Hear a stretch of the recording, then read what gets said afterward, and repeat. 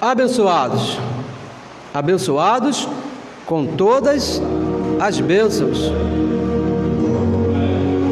Evangelho da Graça, evangelho que foi revelado ao apóstolo Paulo lá no paraíso, diz que Deus mesmo, antes da fundação do mundo, nos abençoou com todas as bênçãos. Por essa razão que nós não usamos essa terminologia, Deus te abençoe, não nos cumprimentamos dessa maneira, porque nós cremos naquilo que está escrito. Está escrito no Evangelho, Gálatas capítulo 3, versículo 9, que aqueles que são da fé, e nós somos da fé, nascemos depois da cruz, já estamos abençoados. Não é que Deus vai nos abençoar, Ele já nos abençoou com todas as bênçãos, mesmo que nós não estejamos vendo, mas nós cremos no que está escrito, porque o Evangelho, abençoados, é o poder de Deus. O Evangelho não é uma ciência humana, o Evangelho não é uma opinião, o Evangelho não é uma conclusão do homem. O Evangelho é o poder de Deus para a justiça de todo aquele que crê, e crê no que está escrito. Amém? Sejam todos bem-vindos, sejam todos chegados aqui, porque aqui é o trono de Deus, onde Deus vai falar, não eu, mas Deus mesmo, que é o Evangelho da Graça, que foi revelado ao apóstolo Paulo. Uma saudação aí bem especial aos colaboradores, a você que tem participado conosco, para que a palavra corra e seja glorificada, porque essa é a nossa função aqui. Passamos aí por situações, passamos aí por momentos, por algumas dificuldades, porque a nossa função, o nosso desejo, o desejo aqui do nosso coração é que a palavra corra e seja glorificada. Assim como essa palavra nos alcançou aqui na nossa mente, que nos livrou do cativeiro da lei de Moisés, também é o desejo do nosso coração, que essa palavra alcance a outros. E se você também tem esse desejo igualmente a nós, eu te convido a compartilhar as mensagens que você está ouvindo aqui, e também, se for possível, se inscreva no nosso canal lá do YouTube, que é muito importante para que a palavra corra e seja glorificada. O apóstolo Paulo, ele nem as cartas ele tinha, porque na verdade as cartas de Paulo era ele mesmo falando, depois que ele escreveu, que chegou até nós. Nós, além das cartas, ainda temos o benefício da internet, não é isso? Para que a palavra corra e seja glorificada. Sejam todos bem-vindos, uma saudação bem especial a você que está nos assistindo hoje pela primeira vez. Eu gostaria de te falar que o meu nome é Neilton Cardoso, estamos aqui no Rio de Janeiro, em Santa Cruz da Serra, para falar o Evangelho da Graça, o Evangelho que foi revelado ao apóstolo Paulo, porque a Bíblia ela fala de dois evangelhos, um da circuncisão, que é antes da cruz, que foi dada aos judeus, e o responsável era o apóstolo Pedro, e nós que estamos depois da cruz, recebemos o evangelho da incircuncisão, cujo responsável, cujo apóstolo é o apóstolo Paulo. Bom, então hoje vamos aqui tratar de um assunto, e gostaria de dar início aqui contigo, desse assunto, que o tema é filhos da perdição e filhos da salvação.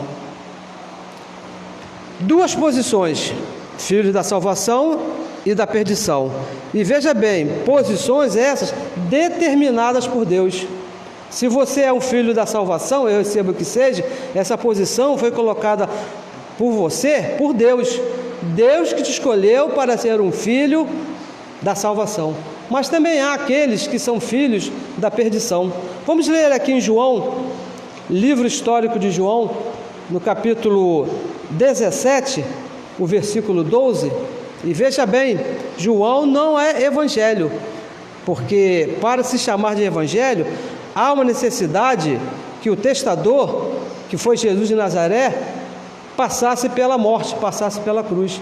Hebreus capítulo 9, versículo 15, versículo 16, diz que para o testamento ter valor, o testador tem que passar pela morte. E aqui, esse relato aqui de João, Jesus estava vivo. Então, não é o Novo Testamento. Faz parte aqui dos livros históricos, dos acontecimentos dos dias de Jesus de Nazaré. Então estamos aqui, não é isso? Pega a sua Bíblia, pega a sua caneta, pegue um papel, anote aí que vamos falar, para depois você conferir se está de acordo com o Evangelho da incircuncisão. Diz assim: estando eu com eles no mundo, palavras de Jesus de Nazaré, ou seja, Deus mesmo nos seus dias de carne. O que os discípulos viam ali era um corpo chamado Jesus de Nazaré, mas quem estava dentro daquele corpo era o próprio Deus. Então ele diz assim, estando eu com eles no mundo, guardava-os em teu nome. Tenho guardado aqueles que tu me destes, e nenhum deles se perdeu. Nenhum se perdeu, senão o filho da perdição, para que a Escritura se cumprisse. Veja que ele fala o filho no singular, está falando de um. E se você for ler aqui o contexto, se você for pesquisar, ele está falando a respeito de Judas Iscariote, aquele que o traiu por 30 moedas. Então, abençoados, são palavras de Jesus de Nazaré nos seus dias de carne. João, quando narrou a história, ele foi bem, quando ele apenas escreveu aquilo a que ele viu. Mas quando ele se meteu a escrever cartas, aí é que está o problema. Por isso que nós afirmamos aqui mais uma vez que João não é evangelho, mas sim livro histórico. Então, se há filhos da perdição, como Jesus disse aqui, se não, o filho da perdição, se há um filho da perdição, também há filhos da salvação. São duas sementes. Isto é uma posição. E veja bem, esta posição não muda. Aquele que é filho da salvação vai passar por aqui sendo filho da salvação. E aquele que não é filho da salvação, é um filho da perdição, não vai se transformar em um filho da salvação. Por mais que ele se comporte bem, ele pode até ter um ótimo comportamento, ele pode fazer tudo certinho, ele pode pagar suas contas em dias, ele pode ser um bom marido, ele pode ser um bom esposo, não cria problema com ninguém, mas se ele é um filho da perdição, não vai se salvar, porque ele não foi escolhido para isso. E mais, não depende das obras. Essa que é a situação, abençoados. Para ser um filho da salvação ou ser um filho da perdição, não depende das obras. Efésios capítulo 2, vamos aqui ler Efésios capítulo 2, no versículo 8, diz assim, porque é pela graça que nós somos salvos. É pela graça. É pela graça que está a diferença entre o filho da salvação e o filho da perdição. E diz mais, por meio da fé. Isso aqui não é pelas obras, e isso não vem de vós, é dom de Deus. E no versículo 9, não vem das obras, para que ninguém se glorie. Então, não adianta se comportar bem para se salvar, porque não é pelas obras. Também não é porque você se comporta mal que você é um filho da perdição. O Evangelho é bem claro no versículo 9. Não vem das obras para que ninguém se glorie. Porque, abençoados, se fosse por obras, o filho da perdição poderia se salvar. Se dependesse de obras de alguém, ele então faria tudo certinho, levantaria sua mão, aceitaria Jesus como seu Salvador, chorava um pouco, se arrependia de todas as coisas erradas que ele fez, pronto, está salvo. Mas diz o Evangelho que não vem das obras para que ninguém se glorie. E além do mais, há filhos da perdição que se comportam bem. Há filhos aí que não são de Deus e andam aí que você olha assim, que exemplo de pessoa, nunca fez nada, nunca teve um probleminha na justiça, nunca atrasou uma conta de luz, não é isso incrível? Tem abençoados que nunca atrasaram a conta de luz, Mas se não são filhos da salvação, não adianta, porque também há filhos da salvação, veja bem, há filhos da salvação que nem tanto tem um comportamento assim exemplar. Se você puxar lá no Serasa, vai ver que o abençoado está todo enrolado, e é um filho da salvação. Há filhos da salvação que nem tem um comportamento assim tão exemplar. Mas os filhos da perdição e os filhos da salvação, todas as duas sementes, estão espalhados por aí, em todos os lugares. Aonde você for, você vai encontrar. E também nas religiões, nos lugares chamados igrejas evangélicas, também há filhos da salvação e também há filhos da perdição. Lá na macumba, lá onde os nossos irmãos batem tambor, cortam o pescoço da galinha, também há filhos de salvação e há filhos de perdição. Porque estão por aí, não é pelas obras, não é o que você faz, não é aquilo que você vê, é por Deus. Então vamos aqui em Romanos, capítulo 9, e temos que ver isso aí, essa divisão que há entre essas duas sementes. Capítulo 9, no versículo 21, diz assim, ou não tem olheiro poder sobre o barro? Olheiro é aquele abençoado, né, que pega um pedaço de barro, aí, argila, e faz o que ele quer. Às vezes ele não está satisfeito com o que ele fez, quebra tudo e começa tudo de novo. É isso aqui que o apóstolo está falando. Ou não tem olheiro poder sobre o barro, para da mesma massa, o mesmo bocado lá de barro, para da mesma massa fazer um vaso para a honra e outro para a desonra? Se ele é olheiro, ele faz o que quer da massa. E o versículo 22, e que direis, veja bem, o que direis, se Deus, querendo mostrar a sua ira e dar a conhecer o seu poder, suportou com muita paciência veja que agora os vasos da ira, preparados para perdição. Então agora ele aqui diz vasos no plural, no versículo 22. Deus preparou vasos de ira e vasos de misericórdia. E quando que foi isso? Versículo 23 diz assim: para que também desde agora conhecer as riquezas da sua glória nos vasos de misericórdias, e para que a glória que já dantes preparou. Isso foi preparado antes, isso não é da agora, abençoados. Não foi quando nasceu que se transformou num vaso de ira ou num vaso de perdição. Não. Veja bem, agora, abençoados, tem um detalhe muito importante nessas duas sementes, nesses dois vasos aí. Nós não sabemos quem é quem, porque não existe aí uma marca visível, assim na testa, ou na roupa, ou na maneira de andar, na maneira de se comportar, para você saber, esse aqui é vaso de ira, esse aqui é vaso de perdição. Não está vendo que o jeito dele, é claro que ele é um filho. Olha, não, aquele ali não existe, é uma marca visível. Mas existe uma característica do filho da salvação que eu gostaria de chamar a atenção. O filho da salvação, ele ama o evangelho da graça. O filho da salvação, aquele que tem o Espírito de Deus, aquele que foi formado para misericórdia, ele ama o evangelho da graça, confessa a palavra da justiça. Quando ele ouve assim, você é um abençoado, mesmo sem entender, mesmo sem saber porquê, arde nele uma alegria. Quando ele diz, olha, Deus é soberano sobre todas as coisas, não depende de você. Arde nele assim uma alegria, uma felicidade, porque ele é um filho da salvação. Anda por fé, crê naquilo que está escrito. Isso é uma característica de um filho da salvação. Ele crê no que está escrito, ele anda por fé. E olha, isso não é por livre-arbítrio. O filho da salvação e o filho da perdição, vamos ler aqui mais uma vez, Efésios capítulo 2, versículo 9. Não vem das obras para que ninguém se glorie.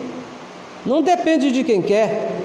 Não é pelas obras, não existe livre-arbítrio, não. É que, olha só aqui, hoje eu acordei assim e resolvi ser filho de Deus. Eu resolvi agora pertencer à boa semente. É que eu passei por uma situação e Deus me deu um livramento, aconteceu uma coisa muito boa na minha vida, então a partir de hoje eu sou um filho de Deus. Não, isso não funciona assim, porque não existe livre-arbítrio. O único que tem livre-arbítrio aqui, é Deus mesmo, é nosso Papai Deus, que é o olheiro da massa. Ele que fez os vasos, Ele que escolhe, Ele que escolheu quem é o filho da perdição e quem é o filho da salvação. Não existe livre-arbítrio. Eu sei que a religião, ela diz o seguinte, que todo caminho leva a Deus. Não é isso? Diz a religião, que todo caminho leva a Deus. Hebreus capítulo 10, vamos ler aqui o versículo e vamos ver se isso é verdade. Hebreus capítulo 10, o versículo é o 20. Olha o que ele diz. Todo caminho leva a Deus. Se você quer seguir a Deus, você pode fazer isso, pode fazer aquilo, pode andar por aqui, andar por ali, que o final do caminho vai ser Deus. Cada religião apresenta uma maneira. A religião chamada protestante, os chamados evangélicos, diz que você tem que levantar a mão e aceitar a Jesus. A outra religião lá diz que tem que fazer uma oferta. A outra lá diz que tem que subir a escadaria da Penha, 366 degraus de joelho, que você vai se chegar a Deus. A outra diz que se você pedir a mãe de Jesus, você vai chegar a Deus. Vamos ver o que diz o Evangelho da Graça, qual é o caminho para se chegar a Deus. Hebreus capítulo 10, no versículo 20, diz assim, versículo 19 primeiro, vamos começar do 19 para dar uma ideia melhor.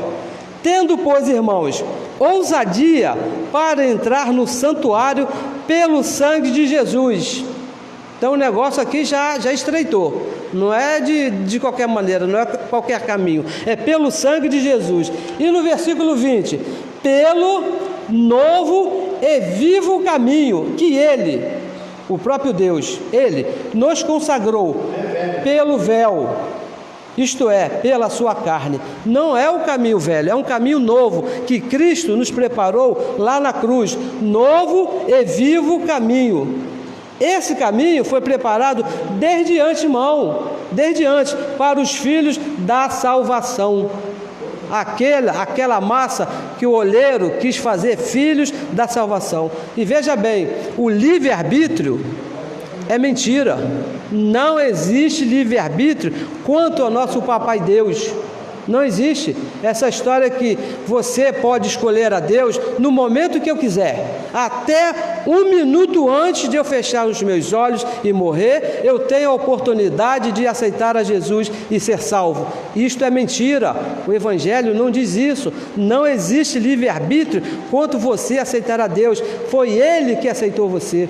Foi Ele que escolheu os vasos de salvação, foi Ele que escolheu aqueles que iriam se perder. Romanos capítulo 9, volte aí a Romanos, carta que o apóstolo Paulo escreveu a Roma, no capítulo 9, no versículo 11, diz assim, porque, olha só, para você que pensa que pode aceitar a Jesus pelas suas boas obras, que você que toma a decisão, no versículo 11, porque não tendo eles ainda nascido, veja bem, nem haviam chegado ainda lá no ventre da mamãe, o papai e a mamãe nem tinham se conhecido ainda, olha o que aconteceu, nem tendo feito bem ou mal, não tinha obras, não havia acontecido obras, para quê? Para que o propósito de Deus, e qual é o propósito de Deus? Separar o vaso da perdição do vaso da salvação.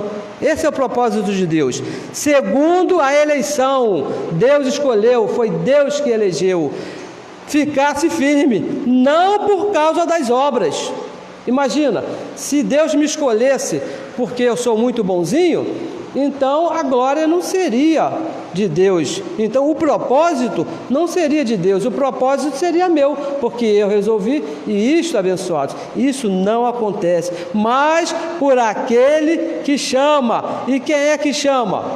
Deus, conforme Deus escolheu, abençoados, não é o homem. O homem não tem poder de decisão quanto a Deus. O homem não pode escolher, eu quero ser, eu não quero ser. É como diz aqui o nosso irmão aqui, é isso, quando ele está aqui falando, ele diz o seguinte, quem está dentro não sai, e quem está fora Não entra, porque foi Deus quem escolheu. A religião mente quando diz que o homem pode escolher a Deus. Não pode, abençoado, não pode. Foi Deus que escolheu. Vamos aqui na segunda carta aos Tessalonicenses, no capítulo 2, e vamos ler aqui alguma coisa bem interessante. Diz assim no versículo 1, olha só. 2 Tessalonicenses, capítulo 2, versículo 1. Foi Deus quem escolheu você. Foi Deus que quis você. Não foi você que quis a Deus. Ele que quis você. No versículo 2 diz assim: ora, irmãos, rogamo-vos pela vinda de nosso Senhor Jesus Cristo e pela nossa reunião com Ele. E que diz mais no versículo 2? Que não vos movais, veja bem, não vos movais facilmente do vosso entendimento, aqui do seu conhecimento. E diz mais assim, nem vos perturbeis, quer por espírito, por comportamento, não é porque o abençoado lá se comporta muito bem, que ele é da salvação, ou se ele se comporta muito mal, ele é da perdição. Não se movais, quer por espírito, quer por palavra, quer por carta, como se fosse nossa. Veja bem, como se fosse nossa, porque havia outras cartas que estão dizendo que você pode escolher a Deus. Um apóstolo chamado Tiago, ele disse que a fé sem as obras não vale nada, não serve. E isso não é verdade. O apóstolo Paulo, escrevendo aos Efésios, vamos repetir, não vem das obras. Tiago é uma outra história, não é para nós, não é para os filhos da salvação, não tem nada a ver com os gentios. Tiago escreveu uma carta para os judeus, para aqueles que passaram lá pelas obras, não é o nosso caso. E ele diz aqui mais no versículo 3, ninguém, olha que tremendo o apóstolo Paulo, ninguém de maneira alguma vos engane. Você não tem livre-arbítrio. Se alguém falar que você pode escolher a Deus, ninguém de maneira alguma vos engane. Porque não será assim, sem que antes, ele aqui está falando a respeito da vinda do Senhor, sem que antes venha a apostasia e se manifeste quem? O homem do pecado, o filho da perdição. O filho da perdição. Veja bem, abençoados, as igrejas de hoje, vamos falar aqui do nosso tempo, onde Deus nos colocou, as igrejas de hoje não sabem nada, vezes nada, a respeito do filho da perdição. Não sabem nada. Dizem que aquele que não aceitou a Jesus, aquele que não se batizou, aquele que não jejuou, aquele que não confessa o nome de Deus, esse é o filho da perdição, porque esse está perdido. A religião ensina, se você quiser deixar de ser filho da perdição, você tem que fazer obras.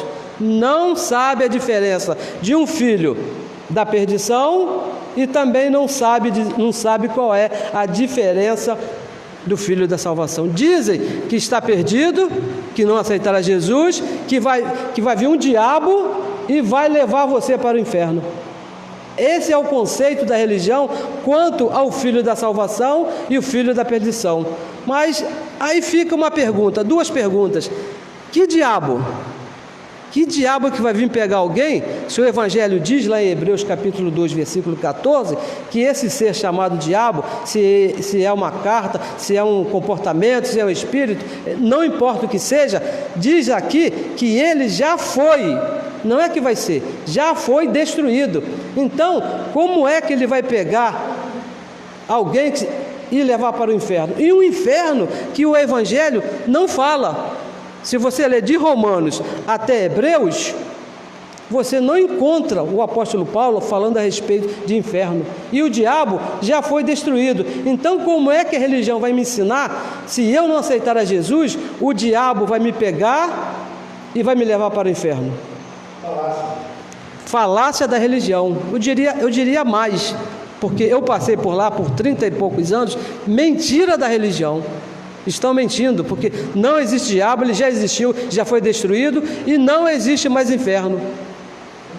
E mais, tem um detalhe, abençoado, um detalhe bem importante que você precisa clarear sua mente. Mesmo que existisse o diabo, vamos aqui sugerir que o diabo está vivo e o inferno está de portas abertas. Mesmo que isso seja verdade, o que muda isso para você? Se você é um filho da salvação, predestinado para os céus, não importa se existe ou não existe, você é um filho da salvação, você foi escolhido para os céus, para a salvação. Você não tem nada a ver com o inferno, você não tem nada a ver com o diabo, porque você foi escolhido, o olheiro te preparou para um vaso da salvação. E olha, abençoados, o que nós temos visto por aí é uma igreja que prega mentira. Mas a igreja de Cristo, ela foi chamada para pregar a verdade. A verdade. E qual é a verdade? Nós somos filhos da salvação desde antes da salvação do mundo. Não sabemos quem é os filhos da perdição. Somente Deus o sabe, porque o nosso nome está escrito lá no livro da vida, desde antes da fundação do mundo. E esse é um privilégio, foi dado por Deus e não tem como tirar. Agora, os filhos da perdição, abençoados, nós não sabemos quem são esses. Deus o sabe, porque Ele que é olheiro, não somos nós somos filhos. Lembra quando Jesus disse assim: e conhecereis a verdade, João 8:32. A religião não conhece e nem ensina a verdade. Não conhece a verdade, não sabe quem são os filhos, não sabe de onde vieram, não sabe o que estão fazendo aqui e muito menos sabe para onde vão. Se você conversar aí com um abençoado, eu mesmo, quando estava lá na religião, se você chegasse para mim e perguntasse: você tem certeza que está salvo?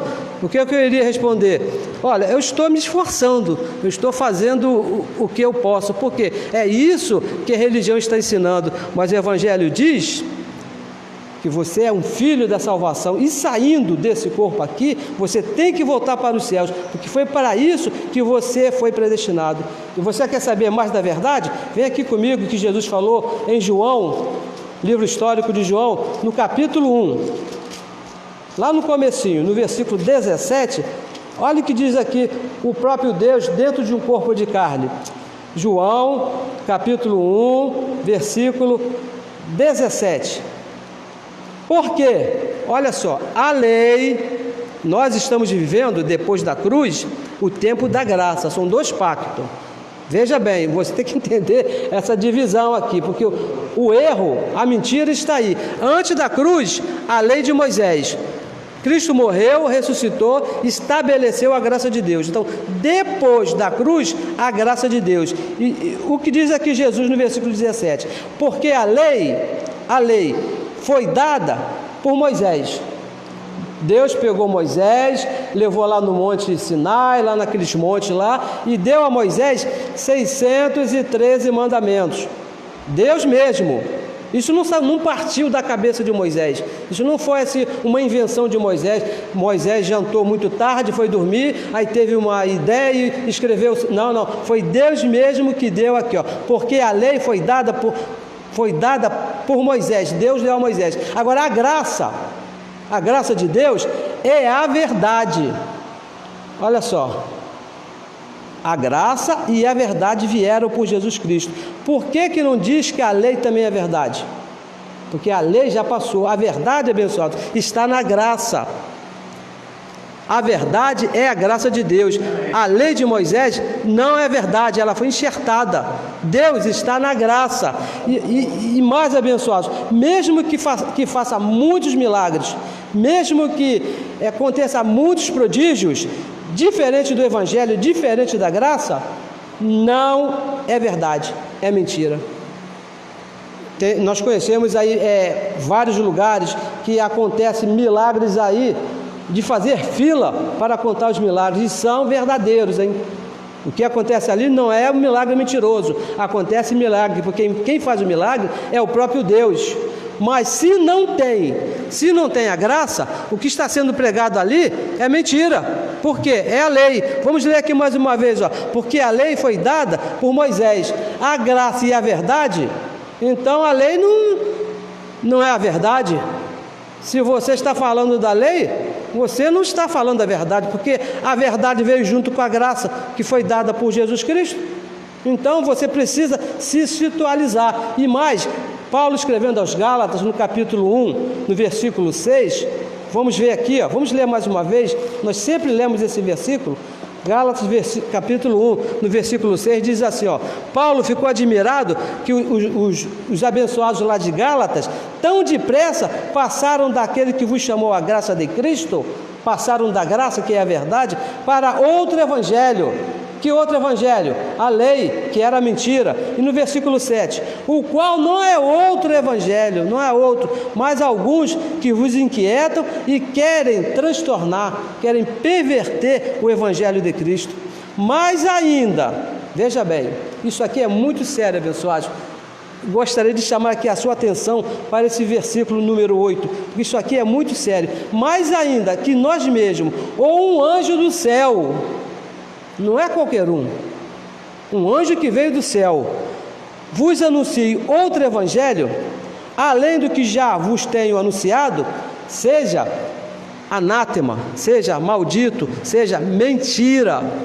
Diferente do evangelho da graça, abençoados, é mentira, é anátema, não pode ser considerado evangelho. Por isso aqui que nós estamos separados do evangelho lá dos apóstolos, porque eles apresentam um pacto de perdição, onde o homem tem que procurar fazer, e isso não é verdade. O evangelho da graça diz que os filhos já foram salvos desde antes da fundação do mundo. 2 Tessalonicenses, volte aí por favor, no capítulo 2, veja o que diz aqui o apóstolo Paulo. Agora é o versículo 4, diz assim, ó: Mas, como fostes aprovados, não, segunda carta, que é a primeira, vamos à segunda carta de Paulo, no capítulo 2, no versículo 4, diz assim: o qual se opõe e se levanta contra tudo que se chama Deus, ou se adora. Aqui ele está falando a respeito do filho da perdição, porque ele diz no versículo 3: ninguém de maneira alguma vos engane, porque não será assim que antes venha a apostasia e se manifeste o homem do pecado, o filho da perdição. E no versículo 4 diz: o filho da perdição, o qual se opõe e se levanta contra tudo que se chama Deus, ou se adora. Ó, se você falar por um desses assim, ó: você é um predestinado, está escrito, o abençoado não aceita de jeito nenhum. Nós não estamos dizendo que ele é um filho da perdição, mas é um forte indício, porque o apóstolo Paulo diz: o filho da perdição que se opõe e se levanta contra tudo que se chama Deus, ou se adora, de sorte, de maneira que se assentará como Deus no templo de Deus. Veja, no templo de Deus, querendo parecer Deus. Então ele diz que, falando aqui do filho da perdição, que é contra o poder de Deus, que é contra o evangelho. O filho da perdição, ele nunca vai concordar com o evangelho, porque o evangelho é o poder de Deus. O evangelho aqui não é uma opinião do apóstolo Paulo, o evangelho não é uma coisa que nós criamos, não, está escrito que antes da fundação do mundo nós fomos predestinados. Isso é o poder de Deus. E onde que está o templo de Deus? E diz mais, querendo parecer Deus. Quer ver como é que alguém, um filho da perdição, ele quer parecer ser Deus? Assim, passe à frente que eu vou orar por você, vou colocar minha mão na sua cabeça e Deus vai te abençoar, eu vou te abençoar.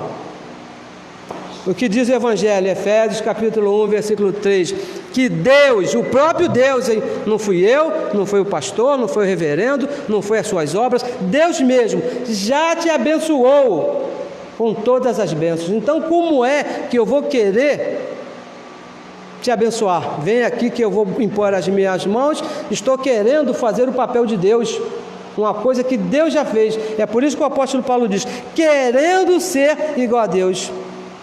Passe à frente que eu vou te abençoar. E aonde é que está o templo de Deus? Porque Paulo já falava a respeito desse assunto. Primeira carta que ele escreveu a Corinto, veja lá, no capítulo 3, o verso é o 16, diz assim, 3,16, mas é a primeira carta a Corinto, diz assim: não sabeis vós, olha só, o filho da perdição não admite isso aqui. Não é de maneira nenhuma. Não sabeis vós que sois o templo de Deus e que o Espírito de Deus habita em vós? O Espírito de Deus habita em você. Em você. Não é no templo, não é no monte. A religião manda você ir para a catedral, manda você ir para o monte, manda você para lá. Para quê? Para procurar o Espírito de Deus, para receber o Espírito de Deus. O que diz o Evangelho? Que o Filho de Deus é o templo de Deus, que o Espírito dele, de Deus, já habita, já está em você. Você não precisa sair daqui para ir lá buscar o Espírito de Deus. Nós estamos aqui, um grupo aqui reunido, não para buscar a Deus, nós estamos aqui para agradecer a Deus. Gratidão, não para buscar, para agradecer que Ele já está em nós. Ele já habita em nós. Todo filho de Deus, sem exceção, aonde você está, passando a situação que você passa, não importa, o Espírito de Deus já está dentro de você. Já está. Já foi dado o Espírito a você. Você não tem que buscar o Espírito dele. E mais, em que sentido é que o filho da perdição quer se assentar? Com uma informação na sua mente. Porque Paulo diz que o filho da perdição, ele quer tomar o lugar de Deus na sua mente, aqui. De que maneira? Com um conhecimento. O filho da perdição, abençoado, ele faz se passar por Deus nas mentes dos filhos da salvação. Olha, vem que eu vou ungir você e Deus vai te abençoar. Vem que você precisa fazer alguma coisa para se salvar, porque você depende. Se você não tem fé, não se preocupe, a minha fé vai resolver o seu problema. Imagina, eu já tive a oportunidade, o desprazer, né, de ver um homem chamado pastor falar isso na televisão. Se você não tem fé, o Evangelho diz que o dom da fé já foi imputado em todos os filhos têm esse dom da fé. Se você não tem, então você vem aqui na frente, que a minha fé vai resolver o seu problema. Ô abençoado, você tem o Espírito de Deus em você, e em você já está imputado o dom da fé. Você não precisa da mão de um homem nenhum. Deus mesmo já está em você. Você mesmo ora por você. Você mesmo se declara são, você mesmo se declara abençoado aqui na mente. Não deixe que o filho da perdição ocupe o lugar de Deus na sua mente, porque esse lugar é de Deus. O Evangelho diz que a lei de Moisés, que é a mentira, cega o entendimento, e é uma arma usada pelo filho da perdição. Ele usa a lei de Moisés para dizer que Deus vai te abençoar, como disse lá Moisés, lá em Números 6:24, o Senhor te abençoe, o Senhor te guarde, o Senhor faça resplandecer sobre si o seu rosto e tenha misericórdia de ti. O que diz o Evangelho da graça de Deus? Que lá na cruz, Deus já te abençoou, Deus já te iluminou e já teve misericórdia de você. A misericórdia de Deus já está imputada nas nossas vidas. Tudo, nós temos o Espírito de Deus. Então, abençoados, porque na verdade o Evangelho fala que nós servimos a Deus com a mente. Nós não servimos a Deus com obras, não, vamos agora aqui fazer um jejum, vamos aqui fazer um batismo, não, é com a mente. E o filho da perdição procura alcançar a mente daqueles que não conhecem o Evangelho, para dessa maneira trazê-los presos em servidão. Romanos capítulo 7, volte a Romanos. Eu recebo que você esteja anotando aí os versículos, eu recebo que você está acompanhando o que nós estamos falando, porque isso são coisas sérias, são coisas muito sérias, porque nós estamos falando contrário a tudo que é ensinado por 2000 anos. Por 2000 anos vem sendo ensinado que você precisa aceitar a Jesus para se salvar. Nós estamos dizendo que você já nasceu salvo, porque o Evangelho garante isso, que antes da fundação do mundo, Deus já te salvou, Deus já pagou o preço para você. Romanos capítulo 7, versículo 25, diz assim, dou graças a Deus, por Jesus Cristo nosso Senhor, assim que eu mesmo, diz o apóstolo Paulo, e nós também, com o entendimento, com a mente, veja que com a mente, sirvo a lei de Deus. Se você quer servir a Deus, se você quer ser um bom filho, você tem que servir a Deus com a mente, com o conhecimento que está no Evangelho.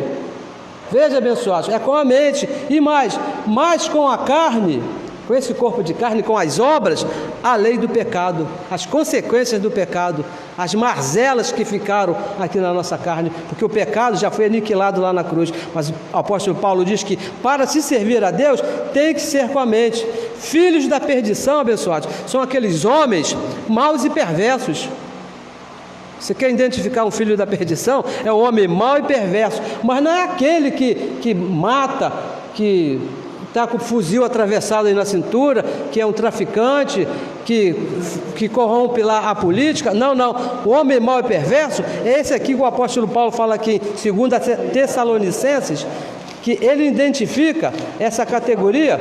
2 Tessalonicenses capítulo 3, no versículo 1 e no versículo 2. Olha aqui, vamos aqui identificar à luz do Evangelho quem são esses homens maus e perversos, quem é o filho da perdição. Diz assim, ó: no demais, irmãos, rogo-vos por nós, para que a palavra do Senhor tenha livre curso e seja glorificada. Ou seja, que a palavra corra e seja conhecida dos filhos da salvação, como também o é entre nós.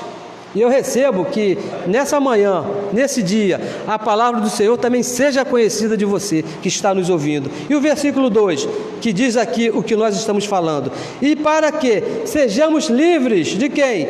De homens maus e perversos. Por quê? Por que é mau e perverso? Porque a fé, o dom da fé, não é de todos, somente aos filhos da salvação. Se não tem o dom da fé, com certeza é um filho da perdição, e cabe aqui, ó, nesse contexto aqui do apóstolo Paulo, homem mau e perverso, que não se submete à lei de Deus, que não serve a Deus com a mente, vai querer servir a Deus com a carne e querer trazer cativo os filhos de Deus. Então, abençoados, é um tema muito importante. Isso aqui é um tema assim, da maior importância, porque você tem que identificar aonde você está se metendo, com quem você está tratando.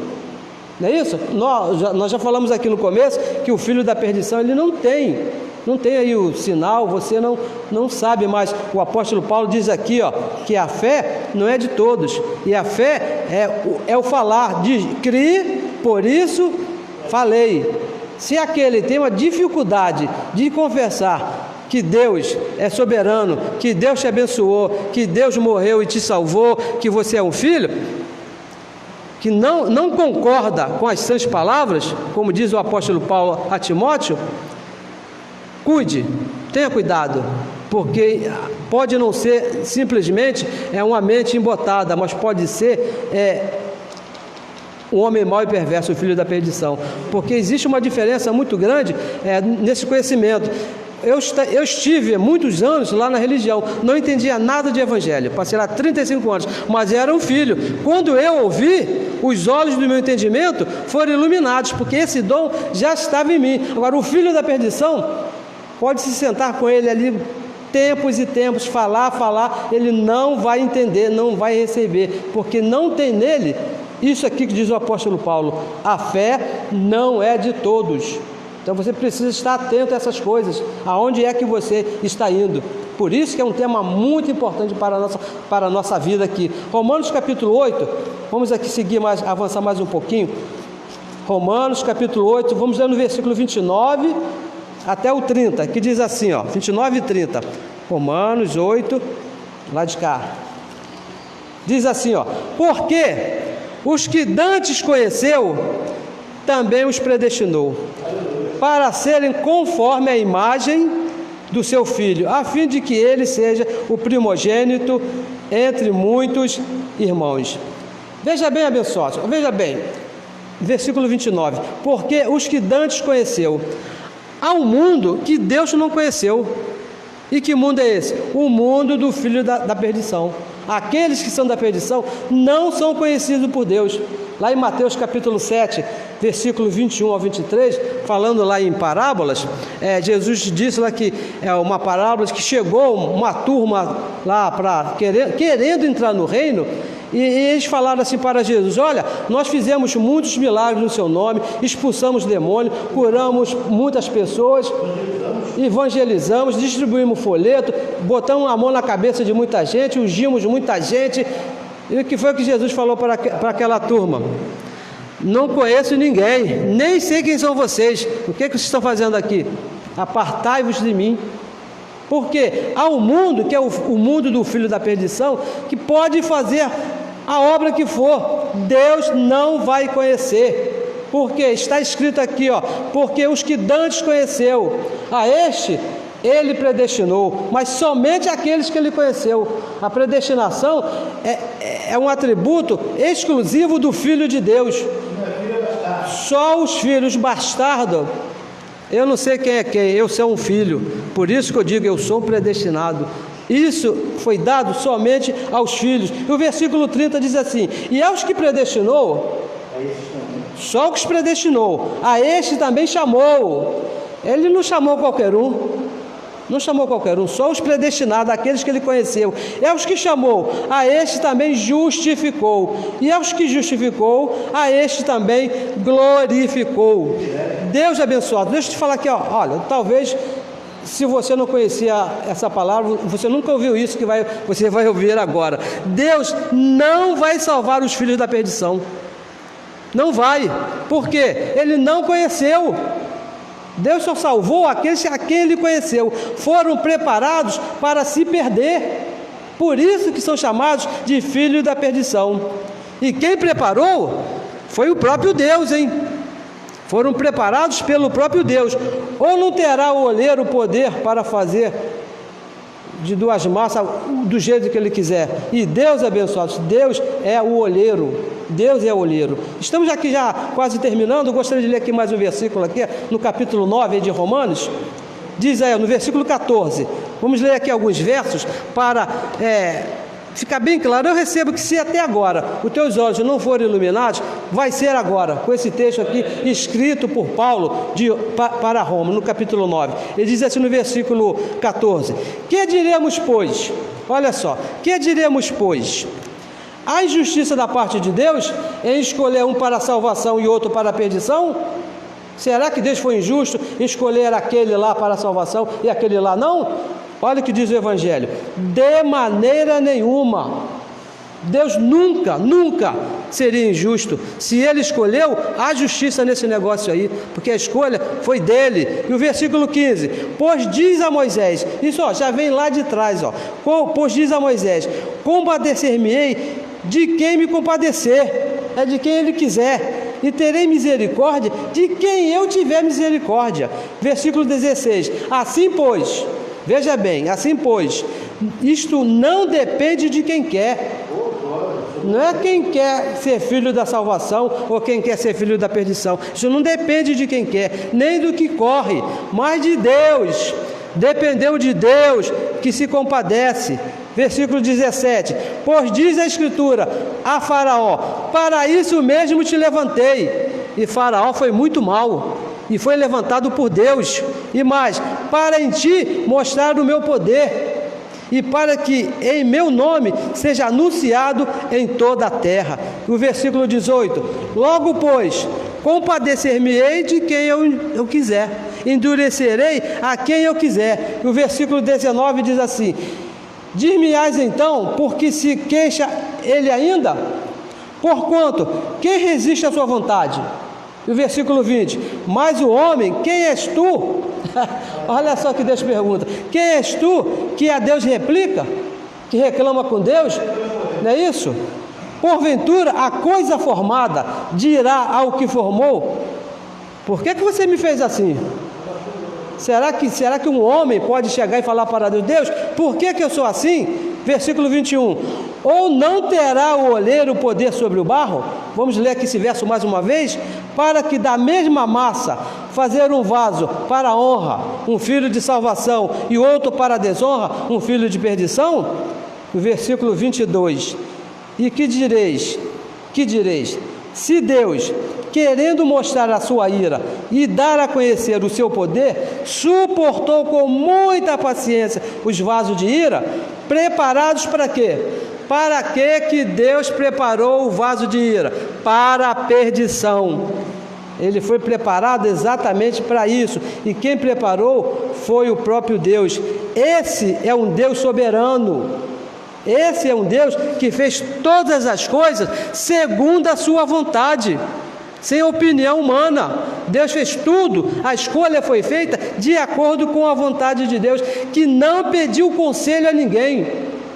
Deus não pediu opinião a ninguém para escolher esse para a salvação e aquele para a perdição. Ele não perguntou nada para ninguém. Deus é Senhor sobre tudo e sobre todos.